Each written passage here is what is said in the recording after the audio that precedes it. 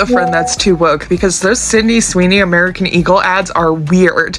Like, fascist weird. Like, propaganda weird. Should we be surprised that a company whose name is literally American Eagle is making fascist propaganda like this? Probably not, but it's still really shocking. Like, a blonde-haired, blue-eyed white woman is talking about her good genes. You guys, Sydney Sweeney has landed herself in major trouble over a new jeans ad she just did. We're going to break down everything people have been saying about her lately. Sydney Sweeney is currently under fire for a new ad she did with American Eagle, and it has gone viral for all the wrong reasons. People are calling it tone-deaf, weirdly sexual, and even unoriginal, accusing the brand of copying the infamous Brooke Shields Calvin Klein ad. If you don't know, Brooke's 1980s campaign was one of the most controversial fashion ads of its time. She was only 15 years old when she posed in Calvin Klein jeans and said, "You want to know what comes between me and my Calvins? Nothing." The campaign was heavily criticized for being way too sexual, especially because she was a minor. The secret of life lies hidden in the genetic code. Genes are fundamental in determining the characteristics of an individual and passing on these characteristics to succeeding generations. Occasionally, certain conditions produce a structural change in the gene, which will bring about the process of evolution. This may occur in one or more of the following ways. Firstly, by selective mating, in which a single gene type proves superior in transmitting its genes to future generations. Secondly, by gene drift, in which certain genes may fade away while other genes persist. And finally, by natural selection, which filters out those genes better equipped than others to endure in the environment. This may result in the origin of an entirely new species, which brings us to Calvins and the survival of the fittest. And Brooke has even spoken out about that ad in 2021. She did an interview with Vogue where she recalled the project being a long and labor-intensive shoot. Nobody was allowed on set. Shields said, because it was Avedon's first foray into the commercial world. I think he was pretty nervous, the stakes were high and there was a lot of pressure. We did multiple takes of everything. It was also a challenge, the flexible poses I had to do in my Calvin jeans, including moves where I was balancing on all fours. Among others, the choreography was specific and intentional, every bit of it. After the ad came out, Shields said she was not prepared for the extreme backlash that followed. The press instantly pounced on the campaign, interpreting her line, "You want to know what comes between me and my Calvins? Nothing," as a sexual innuendo. I was away when the commercials came out, and then I started hearing they were being banned. She explained, "The paparazzi would scream at me and my mother, 'How could you?' It just struck me as so ridiculous." The model says she never thought of the campaign or its famous line as a double entendre. "I didn't think it was about underwear or anything sexual in nature. I was naive." Shields explained, "I think the assumption was that I was much more savvy than I really was. I was a virgin and I stayed a virgin for a long time after that." Despite the public outcry at the time, Shields still remains proud of the campaign, which went on to become a huge success. The controversy backfired, the campaign was extremely successful, and then the underwear overtook the jeans, she said. Calvin Klein understood how to push the envelope. It set the tone for decades. But now, over 40 years later, Sydney Sweeney's American Eagle ad is being compared directly to that exact moment. People are saying this feels like an intentional callback that just isn't landing. The shots look almost identical, just a little shorter in format, but they have everyone wondering how so many people could have signed off on it, especially given the fact that when Brooke's ad came out back in the day, it didn't land well either. And let me just try to play the ad for you guys without getting copyrighted, just so you can hear exactly what's being said. And from parents to offspring, often determining traits like hair color, personality, and even eye color. My jeans are blue. Sydney Sweeney.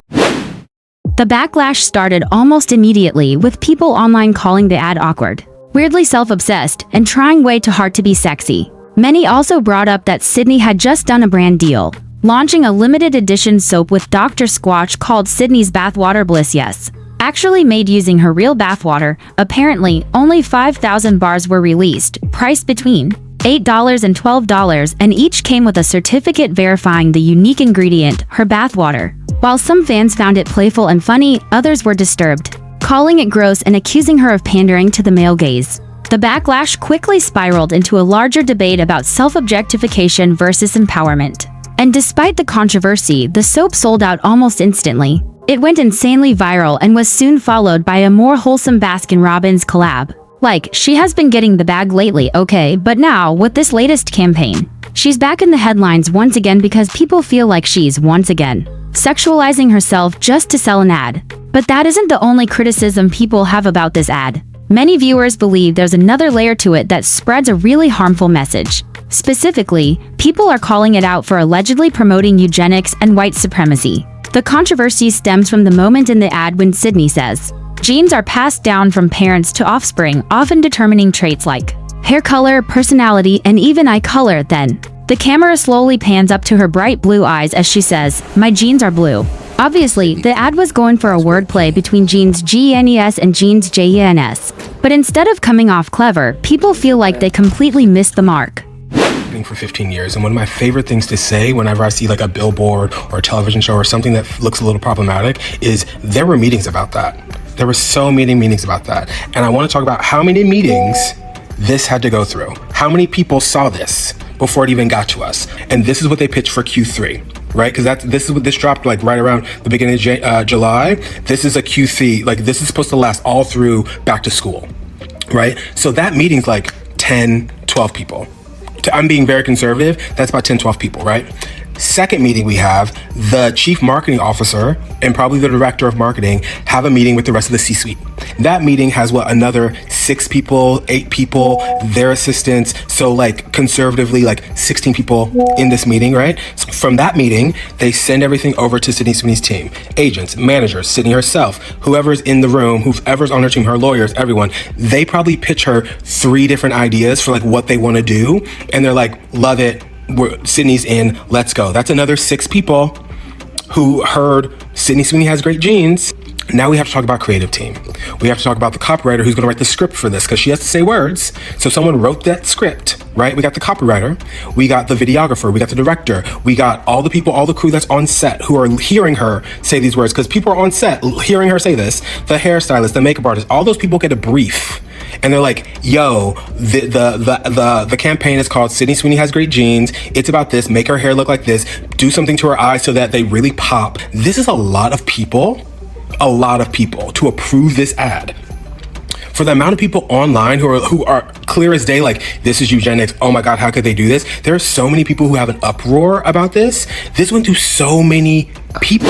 As someone who works in marketing, that campaign with American Eagle and Sydney Sweeney was definitely a choice, a deliberate one, and needs to be taken as seriously as we are trying to have the conversation on here that it is. Not only did they pull inspo from a campaign that literally sexualized children, and if you don't know what I'm talking about, please look up the Brooke Shields and Calvin Klein campaign back in like the 80s, 90s, but the specific wording of the script, the copy, like everything, like it was a very deliberate choice. Like what you need to understand is that marketing goes through many rounds of approvals through different departments and different heads of management. So it was very specific and very deliberate. So the messaging that you're getting is the messaging they want to push. And the worst part about all of this is that American Eagle has always appealed to younger generations of women, teen girls, and this is the type of value of beauty that they're trying to push. So yeah, it is that serious. People online have even commented under videos saying, "Why is she speaking so seductively?" The entire ad feels like it's saying, pure white skin, blue eyes, and blonde hair equals the best and the only good genes. Having her say my genes are blue while showing a blonde, blue-eyed actress just hits weird. It honestly sounds like a white purity dog whistle, and that's why so many people are uncomfortable. Like, why are we sexualizing genes? I'm sitting here trying to figure out which part is worse, the sexism or the white supremacy. Genuinely, who let this happen, and why is she talking like that? You guys, I'm sitting here editing this. Doja Cat has now posted a video like making fun of Sydney Sweeney for doing this. Genes are passed down from parents to offspring, often determining traits like hair color, personality, and even eye color. My genes are blue.